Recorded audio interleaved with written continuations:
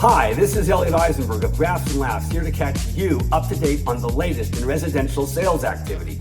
In Hillsborough County, single-fam home prices increased 3.6% most recently. On the multifam side, they declined 3.7%. In terms of sales activity, it declined for both single and multifamily. For single family, activity fell 16.7%, whereas it fell 9.8% for multifamily.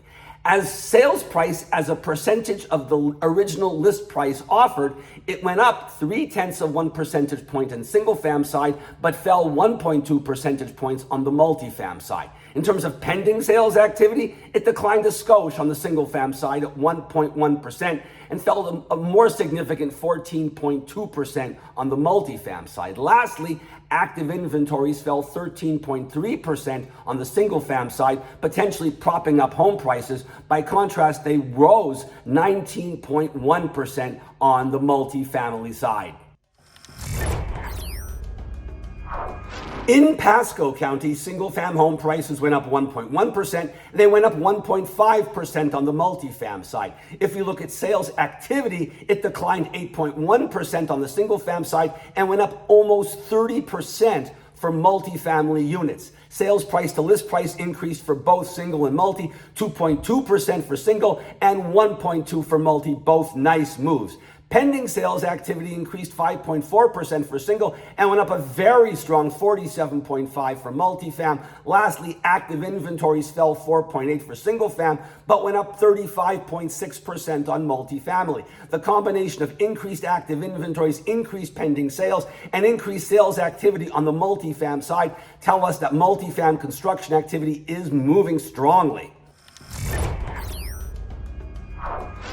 In Pinellas County, single-fam home prices rose 5.7%, the best across all three counties and both types of properties. Multifam home prices chipped in with a 2.5% price increase, the best on the multifam side for all three counties. Sales activity declined 15.1% on the single-fam side, but rose a strong 10% on the multifam side. Sales price to list price went up 1% on the single-fam side and was essentially flat on the multifam side. Pending sales activity rose 9.8% on the single-fam side and a slightly stronger 10.8% on the multifam side. Lastly, active inventories went up a skosh 1.1% on the single-fam side and a large 62% on the multifam side.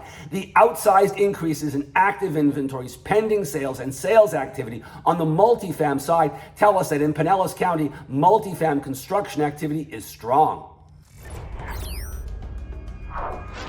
Turning our attention to the national economy, in Q3, GDP growth seasonally adjusted and annualized was almost 5%, an outlandishly strong number. Now in Q4, GDP looks to grow by about 2% at most. As a result of the slowing in GDP, we've seen increases in unemployment, which has reduced inflationary pressures. We've seen CPI numbers, while they're still going up inflation, they're going up at slower and slower rates. We've seen wage inflation, while rising, going up at slower and slower rates. Similarly, energy inflation's coming down, as is rent inflation's coming down. This has made the Fed very happy and has made bond markets very happy. The 10-year Treasury, as a result of this, has fallen in very short order, in a few weeks, from 5% or just about 5 to 4.5%, and concomitantly, the 30-year mortgage has fallen from almost 8 to below 7.5%. A very nice decline that should see housing sales activity perk up. The big question now is, what's the Fed going to do?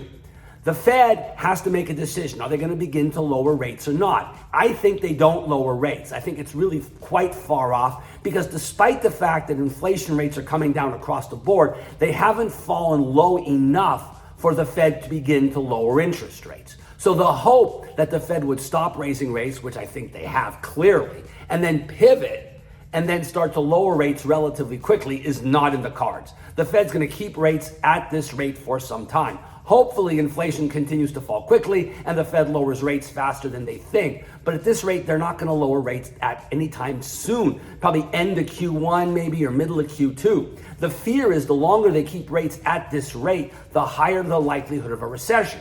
That said, the strength of the U.S. economy and the strength of consumer spending has kept the economy resilient and any recessionary fears at bay.